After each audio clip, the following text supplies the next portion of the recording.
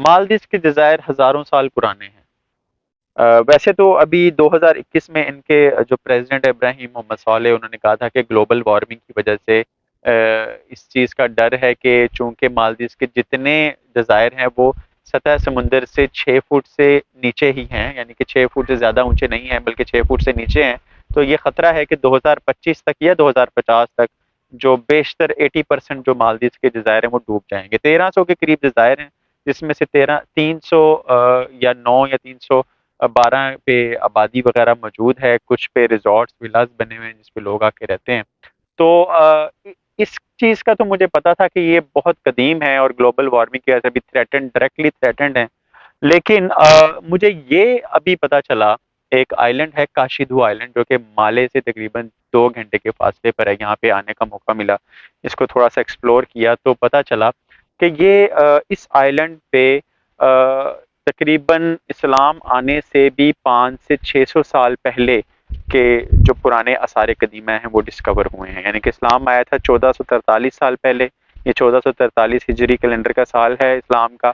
और उसके आने से भी 500-600 साल पहले, यानी कि इस्लाम दुनिया में आने से 500 साल बाद इधर आया। तो वो 500 साल तक जो रिलीजन इस खत्ते में फॉलो किया जाता था वो था बुद्धाइज्म। जैसे कि हमें पता है कि इंडिया में जो बुद्धाइज्म जो है वो एक प्रिंस, एक मूवी आपने देखी होगी अशोका के नाम से। वो अशोका जो प्रिंस है जिसके ऊपर इंडियन बॉलीवुड की मूवी है, वो अशोका प्रिंस जो था वो बुद्धिज्म का फॉलोअर था।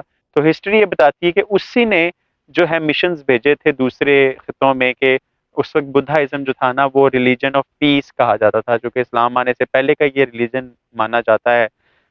तो पीसफुल लोग होते थे, जाते थे, लोगों को अमन शांति से रहने का कहते थे, और इनके जो दरवेश होते थे वो आके लोगों को अमन शांति से रहने का मशवरा देते थे।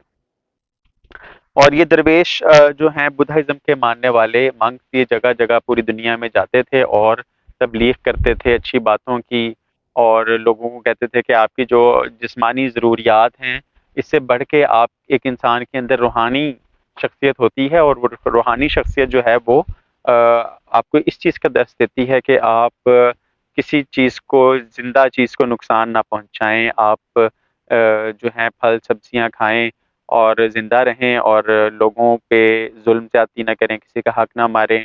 मतलब अमन शांति का दर्स देने वाला एक रिलीजन था। इसके बाद में ज़्यादा बात नहीं करेंगे, लेकिन जो करने वाली बात है वो ये कि हिस्टोरिकल एक साइट पे मैं आया हूँ जिसमें 1996 से 1998 के दरमियान खुदाई की गई थी, आर्कियोलॉजिकल साइट है, और अब हम उसकी तरफ जाएंगे।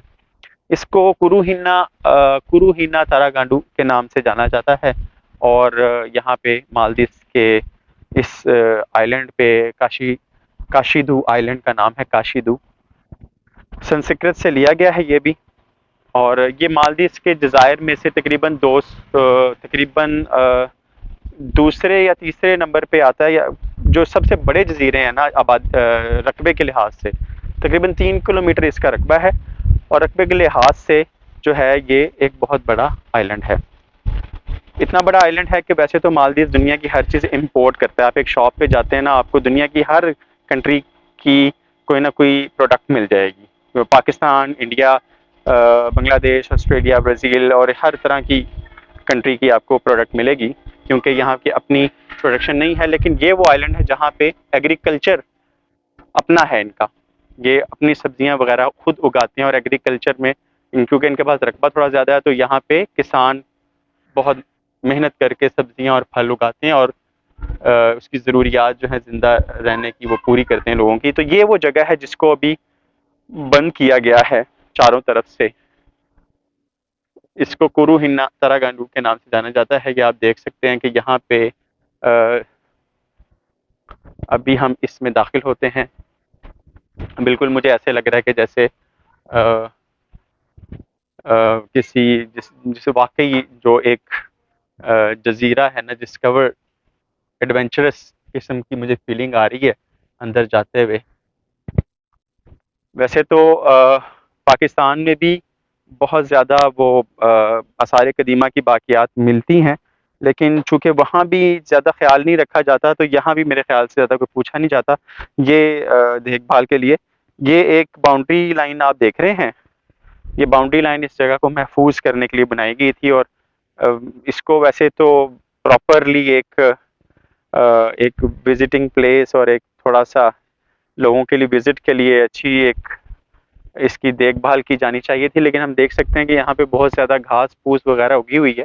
लेकिन हम वो देखेंगे कि आसार कदीमा कौन से मिले हैं जो हज़ारों साल पुराने हैं, जिनको स्टडी किया गया तो पता चला कि वो इस्लाम के आने से भी 500-600 साल पुराने की, यानी कि वो हैं 6वीं सदी के हैं, वो 6वीं सदी के, 6th century before Christ BC, तो कि वो हैं बाकियात। इनको आ, अभी हम ढूंढते हैं जो बाकियात हैं जी। तो ये आप देखें कि ये एक और बाउंड्री लाइन हमें मिली है जो कि यहाँ से ऐसे जा रही है और वहाँ से ऐसे घूम के और वहाँ से ऐसे घूम के और फिर यहाँ पे आके ख़त्म हो रही है। तो मेरे ख्याल से यही वो जगह है, इसकी मैंने तस्वीर देखी थी जहाँ पे इन्हें मिले हैं स्टूपास।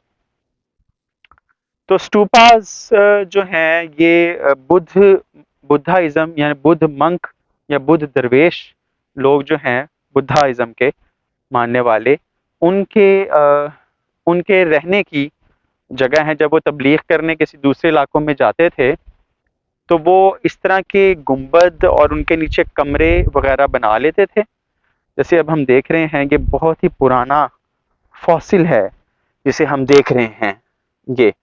ये उस दौर का बना हुआ है, ये डिज़ाइन है इसका प्रॉपर स्टूपा का, और ये ऐसे ज़मीन से डिस्कवर हुआ यहाँ पे और फिर आर्कियोलॉजिस्ट ने आके इसकी रिसर्च की। तो कोरल स्टोन से बना हुआ है ये, कोरल स्टोन से। तो ये एक बहुत बड़ा स्टूपा है। क्या इसके ऊपर कुछ लिखा हुआ है कहीं पे? नहीं।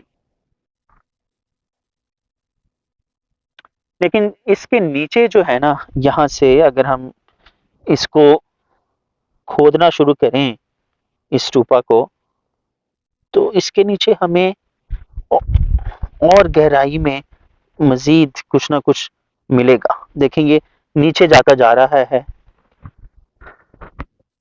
अगर मैं इसकी इस जगह से खुदाई करूं कोई पत्थर पकड़ के कि इसके नीचे क्या है, उन्होंने तो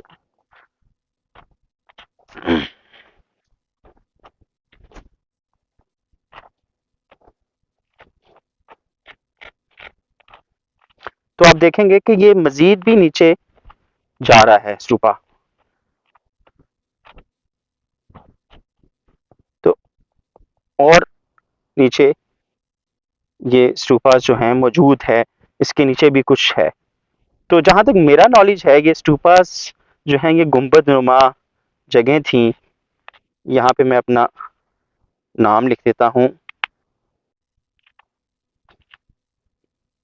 डब्ल्यू, ठीक है, और इसको मैं बंद कर देता हूँ। मतलब इसको अगर मजीद खुदाई की जाए तो आप देखेंगे कि यहाँ पे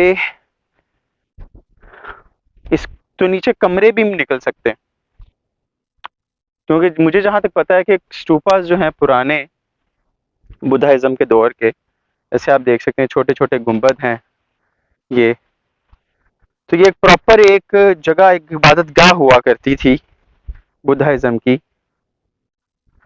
और इसके नीचे पूरे पूरे एक स्टूपास, कुछ स्टूपास ऐसे भी दुनिया में डिस्कवर हुए हैं जो कि जिनके नीचे पूरे पूरे कमरे जो हैं वो दरियाफ्त हुए हैं। और वो कमरे इस बात की निशानी है कि जो दुनिया पहले आबाद थी हज़ारों साल पहले, तो लोगों को रहने सहने का एक उनका तरीकाकार था जो हमें नहीं पता। और जो उस वक्त के मानने वाले जिस मज़हब के जो लोग थे उनके भी इबादत गाहें जो थी वो किस तरीके से बनी हुई थी और लोग कैसे जो है उसको अपने तबलीगी मकासद के लिए इस्तेमाल करते थे।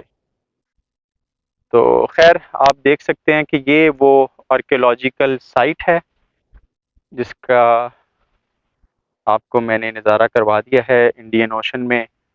चारों तरफ मेरे एक घना जंगल है और I am feeling really really good कि मुझे यहाँ आने का मौका मिला और मैंने इसको देखा।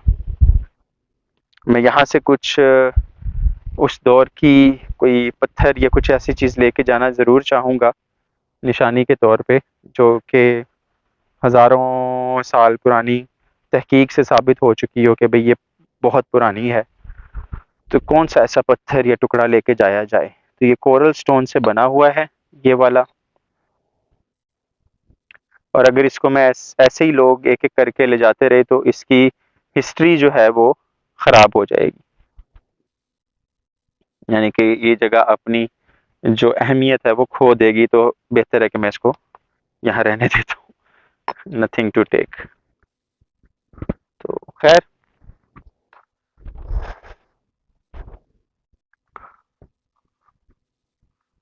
कोई छोटा सा पीस ले लेते हैं जो कि मुझे पता हो कि बारिश से बाद में ख़राब ही हो जाना, लेकिन वो गोल स्टूपे को ख़राब करने का मेरा दिल नहीं कर रहा।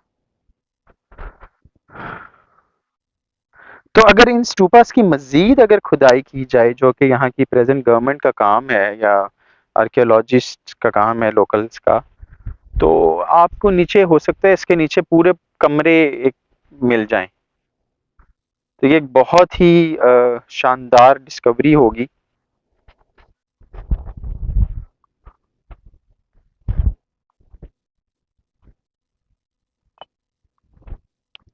देखें किस तरीके से उस दौर के मज़दूर ने ये इस मीनार के या इस गुंबद को जो है तराशा होगा। और ये 1500 या 2000 साल गुजर जाने के बावजूद भी आज अपनी उसी हालत में मौजूद है। ये कोरल स्टोन से बना हुआ है, लेकिन ये कोरल स्टोन जिसे हम मे बी जो समुंदर से निकाले जाते जो स्टोन्स हैं कोरल्स, उससे बना है, कैल्शियम से बने होते हैं ये काफ़ी बोसीदा हालत में है ये स्टूपास के। इनके मैं इसको अलग कर रहा हूँ और ये टूट रहा है। तो खैर इसको संभाला जाना चाहिए और इससे हिस्ट्री को समझने में बहुत बहुत आसानी होगी।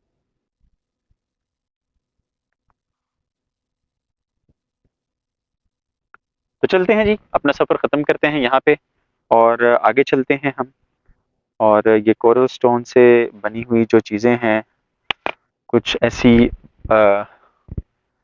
बाकियात का मैं कोई पत्थर ढूंढ रहा हूँ ताकि जिसको मैं निशानी के तौर पे अपने साथ ले जा सकूं।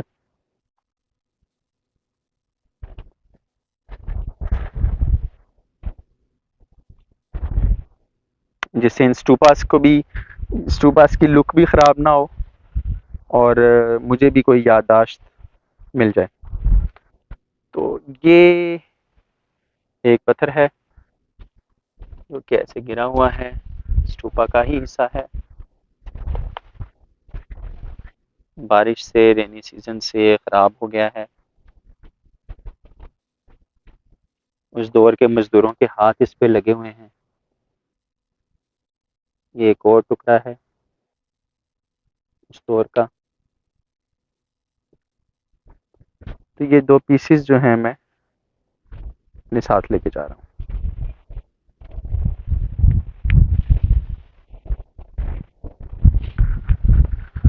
तो मज़ाहिब की अगर बात की जाए तो किसी मशहूर शख्स ने कहा था कि मज़हब कोई बुरा नहीं होता, उसके मानने वाले बुरे हो जाते हैं बाज़ दफ़ा।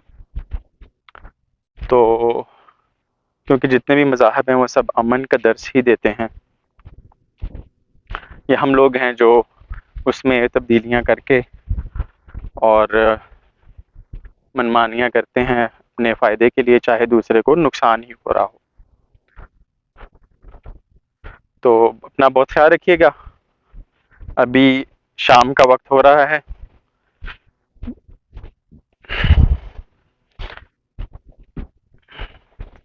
तो अमन के मैसेज के साथ आसार कदीमा क्या एक टूर हो गया हमारा। तो इस अमन के मैसेज के साथ अपना ख्याल रखिएगा, अमन से रहें, खुशी से रहें, खुश रहें, खुश रखें। Take care.